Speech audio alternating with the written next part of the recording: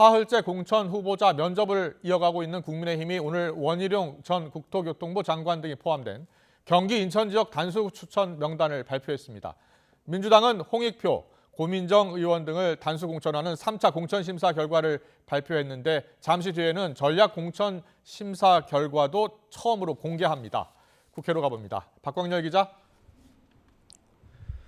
네, 국회입니다. 네, 먼저 국민의힘이요. 어제 서울 단수 추천 후보 발표했고 오늘은 총선의 또 다른 승부처로 꼽히는 경기 지역 등의 단수 추천 후보를 공개했죠.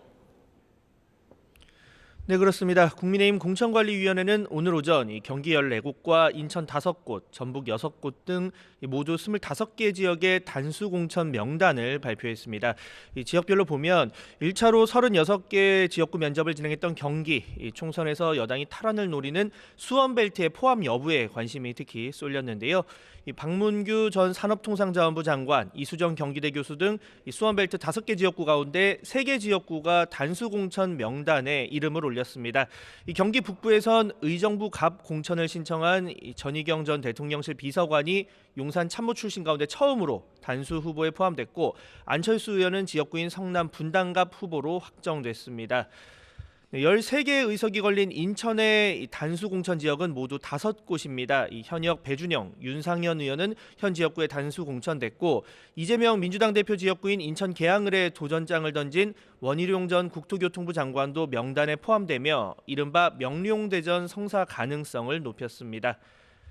공관위는 시스템 공천 원칙과 함께 본선 경쟁력을 최우선으로 고려했다고 밝혔는데요. 직접 들어보시죠. 굉장히 훌륭한 분들도 많이 오셨고 우리 당 지지율이 높은데 후보 여론조사에서 마이너스 나온 부분이 몇 군데 있습니다. 그래서 그 부분에 관해서 굉장히 고민하고 있습니다. 민주당 공천 진행 상황도 알아보겠습니다. 오전에 3차 공천 심사 결과를 발표했죠. 네, 그렇습니다. 민주당은 단수 공천 지역 10곳, 경선 지역 14곳을 추가로 공개했습니다. 그래픽으로 보면서 설명을 드리면요. 서울에서는 서초을의 홍익표 원내대표, 또 광진을 고민정 최고위원이 단수 후보로 발표됐고 강원 원주갑에선 현역 송기현 의원이 3선에 도전하게 됐습니다. PK 지역에선 부산 사갑 최인호, 경남 김해갑 민홍철, 김해을 김정호, 양산을 김두관 의원이 각각 현 지역구 공천장을 받았습니다. 국민의힘이 잇따라 중진을 차출하며 영남권 격전지로 떠오른 낙동강 벨트 후보를 일찌감치 확정하며 치열한 승부를 예고했습니다. 아무래도 그 논란의 소지가 없는 그런 지역들부터 저희가 발표를 하고 있습니다. 다만 저 호남 지역은 기본적으로 경선이 원칙입니다. 잠시 뒤엔 경선 없이 당 차원 단수 후보를 지정하는 전략공천 심사 결과가 처음으로 공개됩니다.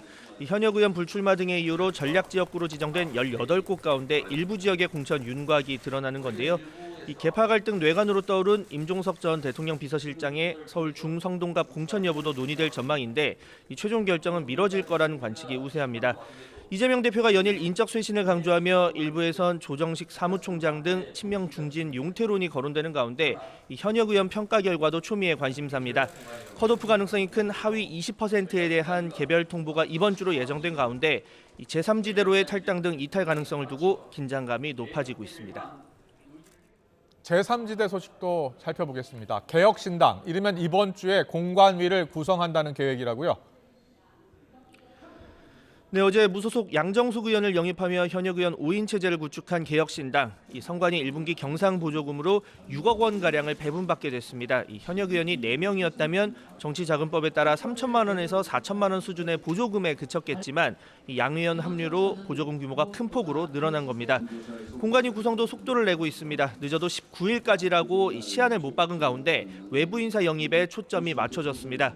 제3지대 공천 칼자루를 쥘 공관위원장으로는 당사자의 부인에도 김종인 전 국민의힘 비상대책위원장 카드가 계속 거론됩니다. 신당 창당을 공식화하며 정치행보에 본격 돌입한 조국 전 법무부 장관은 오전에 창당준비위원회 출범식을 열었습니다. 인재 영입위원장으로 선출된 조 전 장관은 캐스팅보트 역할을 제대로 할 수 있는 원내 제3당이 되겠다고 밝혔습니다. 또 민주당이 주도하는 범야권 비례통합정당 참여 가능성에 대해서는 국민이 연합하라면 그렇게 노력하고 또 경쟁하라면 그에 따르겠다고 말했습니다. 지금까지 국회에서 YTN 박광렬입니다.